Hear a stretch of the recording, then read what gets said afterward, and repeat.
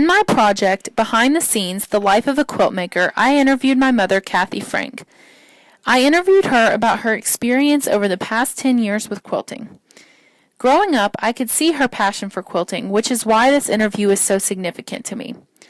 I got to share with her some of the experiences that have had a huge impact on her life. Not only is this project significant to me, but it may also be very significant to anyone interested in studying folklore. This is because it allows folklorists to gain insight into the life of a specific group of people, which gives them a deeper appreciation for that group of people, and in this case, for quilt makers. Dan Ben Amos defines folklore as artistic communication in small groups, which is exactly what the art of quilting incorporates. Some specific ways in which this project is considered folklore is that it reveals how quilting can often be a tradition, often affect worldview, and how it is also very dynamic.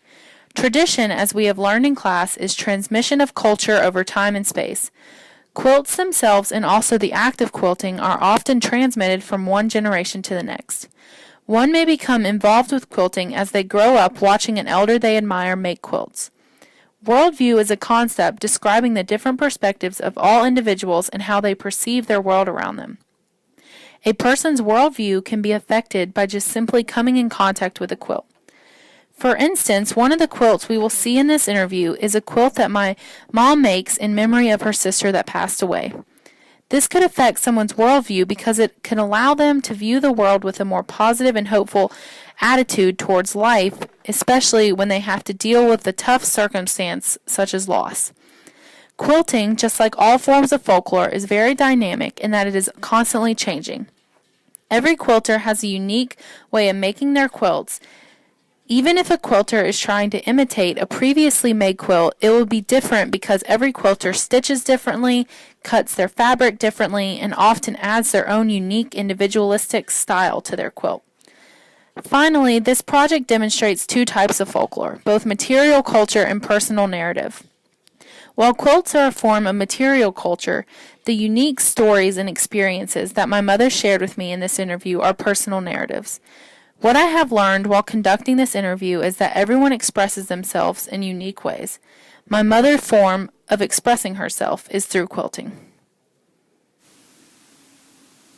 As your daughter, I can see your passion for quilt making. When and why did you begin?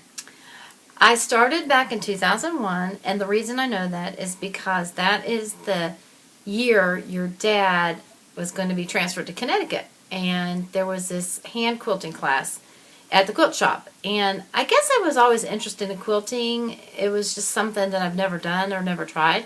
So there was a hand quilting class, and I didn't know if I should sign up for it, if I shouldn't sign up for it, just because I didn't know if we were going to be in Connecticut, if we were going to be in Atlanta. I didn't know. So anyway, long story short, the transfer did not go through, and I was able to stay, and I did my first quilting class. And it was hand quilting.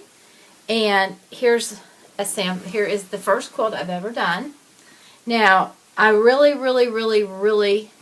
liked the bright fabrics.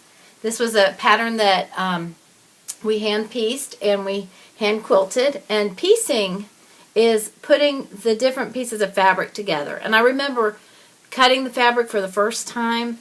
It was so scary because you use a rotary cutter and you use a ruler, and it was so scary. So you cut out all the different pieces, and then you hand stitch them together.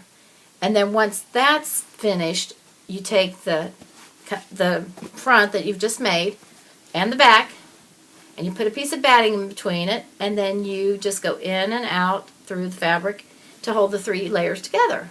So this was my very first quilt. Another challenge quilt we had, we were told to go get 4 paint chips, the little things like at Walmart that you can get to paint samples to show the different colors.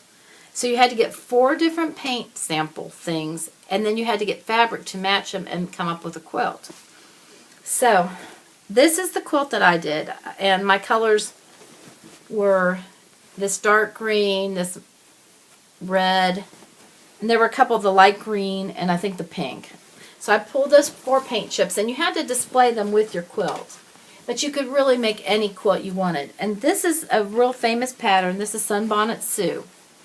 And this quilt is super special to me because my sister Sue passed away the year I made this. She, well, it was probably the year before because I made it in honor of Sue.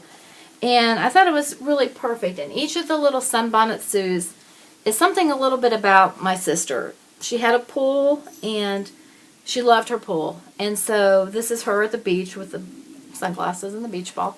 I came up with that myself.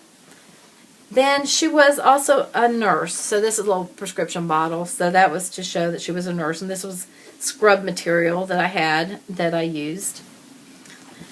Then here, she was born in November. So this is a pumpkin. Everybody thinks it's an apple, but it's a pumpkin.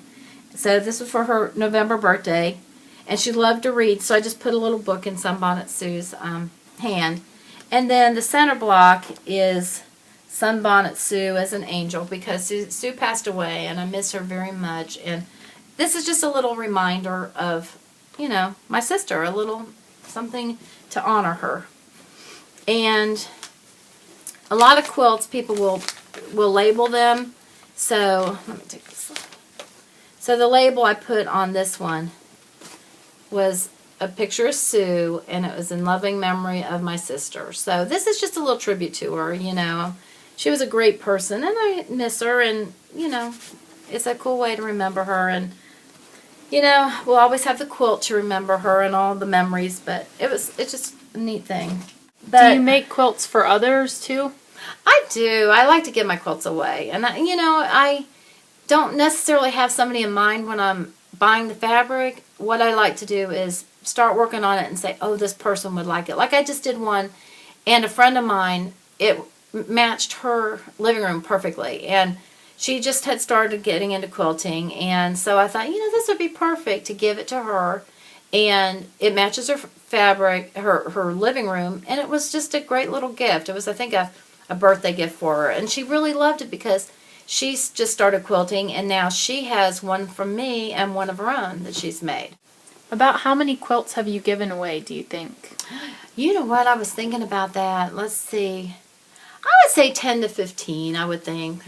That's, you know, I try to give one away once a year, you know, to somebody. And now I'm working on one that I'm trying to give to my sister-in-law, but I miscut it, so I had to go get more fabric. And I haven't tried to recut it yet because I have a special ruler I need, and I can't figure it out. So, anyway, so yes, speaking of rulers, you want to hear a funny story? Of course. This is so funny. Okay, so in quilting, there is a gadget and a tool for whatever you need. So they have all these acrylic rulers that are different shapes and sizes. And, you know, you got one that's 6 inches wide. You got one that's a square, a 12-inch square. You have all these different ones. So I was looking for my 12-inch square ruler. And I was looking all over for it, and I couldn't find it. And, you know, I had to make do with another ruler. And I have plenty of rulers, but it was still easy when you're cutting fabric to have the proper tool for the fabric. So, anyway, I'm looking. So, finally, my husband goes, your father goes, you know, what ruler are you looking for? And I said, well, it's this 12-inch square acrylic ruler. He goes, I use that to block the air duct in the ceiling in the basement. So he thought it was just a piece of plastic. And, of course, I told the Quilt Guild this problem. It's like a goofy guy, you know, using it for the air duct, you know. But, anyway, it was my 12-inch ruler. Oh, my gosh. How could he put it up in the air duct? So, anyway, so I got my ruler back, and the air duct got fixed, and it doesn't need to be blocked anymore. So, anyway, so that was sort of funny. But